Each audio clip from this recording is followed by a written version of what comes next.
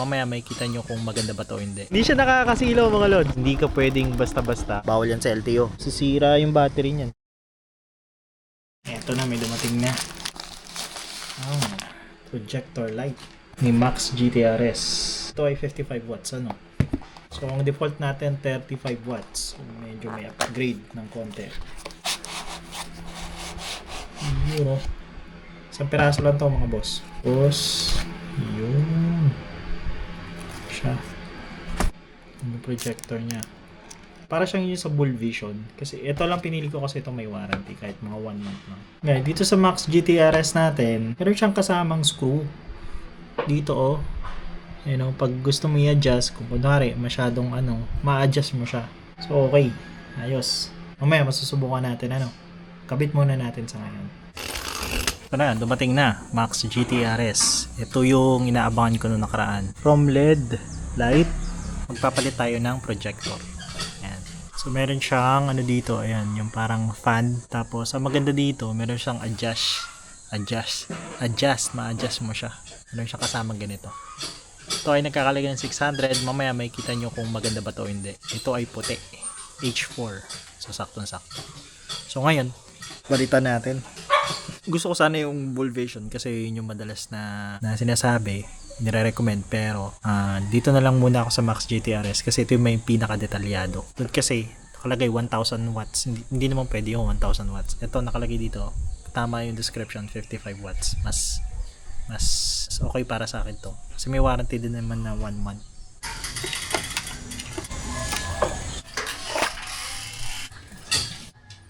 So ito yung Max GTRS natin, ganito siya. Okay pa naman to. Ano panahon na para subukan to. Medyo malaki. Sana magkasya. Kasya naman. Ayun, kasya naman. Laki ng space eh. Medyo tabingi lang siya ng konti. Wala siya sa gitna. So adjust natin. Sakto talaga yung screwdriver. Meron siyang screw. Ito kasi bukod sa hindi ko siya may adjust, ayan, baga parang fixed na. So medyo angat siya sa kaliwa dun sa driver, dun sa mata ng driver na kasalubong mo. So medyo napapansin ko, bumibisina sila sa akin kasi ito nga, malakas siya dun sa kaliwa. Buti na lang ito, mapapantay ko siya dito. Ang problema din kasi ng hindi projector, umaasa lang siya sa banda nito. Syempre, yung ilaw na ibabanda niya dito sa bawas na yung puwersa. I mean, bawas na yung liwanag kasi may ibabanda niya na lang eh. Hindi naman 100% maipo-project niya yung ilaw. So, parang sayang din yung power din nito. Kaya naisip ko mag-projector na lang kasi kahit papano, ito 100% galing mismo dun sa ilaw. Okay din naman to. Lang mukhang magugustuhan ko to at sana gumana mamaya. Puti ito gold. Mamaya may kita nyo kung ano magiging resulta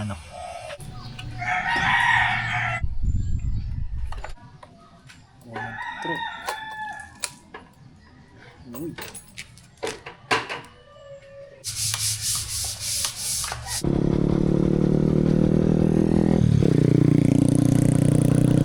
Hindi siya nakakasilaw mga lods. Malakas siya. So kapag high beam, ayun, may konting dagdag. Sapat na siya para makita ng konti yung dulo. Pero ang lakas grabe. Pansin ko lang mainit So tumatakbo siya ng pag nakahinto 11, pero kapag tumatakbo from 14.5 na normal, kapag walang ilaw, nagiging 13. So mga 1.5 ang nakukuha niya sa ating voltmeter. Ang ganda Hindi siya nakakasilaw mga lods. So kung i-high beam natin, ayun, grabe, ang lakas. Ito naman, may mga kasalubong tayo pero hindi siya sobrang wait lang, pagdaan niya. Kahit nakagitna ako, hindi siya masisilaw. Pero hindi siya nasisilaw. Meron siyang kulay blue, something sa taas. Pero ayun, hindi naman siya nagganon ka pansin. Okay naman siya.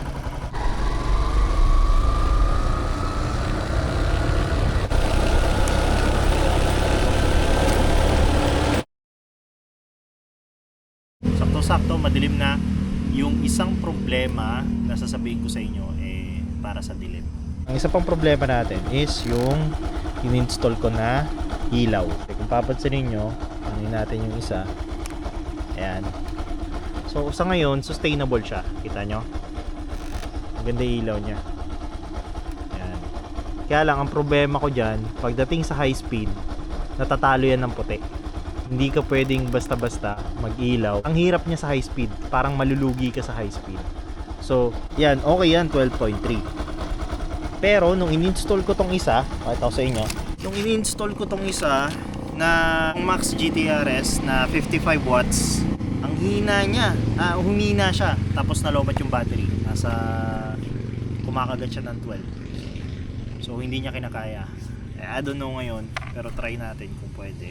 Kaso parang hindi niya kaya yung 55 watts. Kaya binalik ko dun sa dati na nasa 20 watts. 5 watts lang yata yun. Mahina lang siya. So try ko ngayon, tingnan natin kung gumana. Kapapalit ko lang ng battery siguro mga 2 months. 2 months ko pa lang ito na-install. Pero nalobat niya yung battery ko.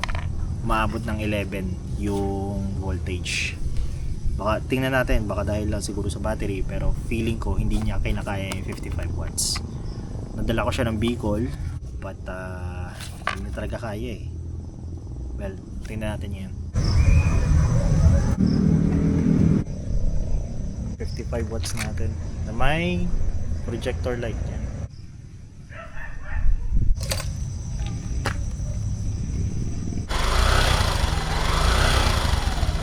Kapag wala yung ilaw, nito 12.9, pero kapag kabubuksan natin yung malakas na MDL, sorry sa mga kapitbahay, so nag-12 siya. So hindi ko alam kung sustainable to kasi kailangan natin ng mas mahinang ilaw kasi parang malulobat lang yung natin 7. Ang safe kasi mga nasa 13. Mangyayari malulobat si battery kapag hindi siya nag-charge. Anyway, ibiyahe muna natin ang isang beses. Tingnan natin kung sustainable. Pero feeling ko hindi to sustainable eh. Ayun. Sinubukan ko na siyang iikot pero di talaga kaya. Sobrang lakas nung 55 watts. Ayan. Though nagto-12 siya, hanggang 12 lang. Ang problema kasi hindi siya nagcha-charge. So mahirap siyang i-charge. So after mga 2 months siguro, pag use mo nito, ang mangyayari, malulobat yung battery. Katulad ng nangyari sa battery ko na nakaraan, nasira. Ayun sustain siya sa 12 sisira yung battery niyan kapag hindi nagcha-charge. Medyo kailangan natin bawasan yung ilaw. May MDL pa tayo. Yun, isa yun sa mga problema ko na nakita. Hindi niya kaya yung 55 watts. Yung default kasi natin nasa 35. Hindi ko ni-screw kaya gumagalaw. Default natin nasa 35. So kailangan mahanap natin at least nasa 35 lang na LED para makasabay. Kahit projector sana kung meron. Mahirap kasi yung ganito Pakita ko sa inyo. Mahirap yung ganito. Kasi nangyayari, bumabanda lang yung ilaw dito sa may gilid. So ito, though LED siya, kulang pa. Nakukulangan pa ako. I need power. Pero reminder yung pag-convert niyan, bawal yan sa LTO. Kung may Blue Boys o LTO mismo, iwas-iwas na kayo. Huwag na muna kayo maglagay. Pwede naman kayo mag-MDL kung gusto nyo. So binalik ko mahina yan kapag sa totoong galawan, sa totoong kalsada. Ngayon 12.3, pag in-RPM mo kahit paano, papasok siya ng 12.6. So yan, tatakbo pa siya ng 12.6. Ayan, 12.7. Mas sustainable yung ganito na 20 watts. Nag-charge yung battery. So yun yung difference na nakita ko, na hindi niya kayang i-sustain yung 55 watts. Malulobat ka within 2 months. Yan, nalobat ako within 2 months. Nasira pa yung battery. Ewan ko, 2 years na rin kasi yung battery. Pero ayun, hindi sustainable yung 55 watts. Kung kaya nyo ng mas mababang wattage kaysa sa 55 watts, yun din yung hinahanap ko na sinusunod ko pa ngayon, na gusto ko i-try yung ibang mga headlight na pwedeng makapagpa-charge kay YTX. Medyo na yun. Kailangan mo na maayos na mekaniko doon kasi full wave mo siya. Nagkamali ka doon, possible na masunog o masira yung electrical system mo. Mas magastos ang ka pa. Bumili ako nito, in-advertise ko pa nga to 55 watts, pero feeling ko pang full wave to, hindi to pang half wave. Kahit naka direct to battery na ako, hindi pa rin niya kaya. Sisira ang battery.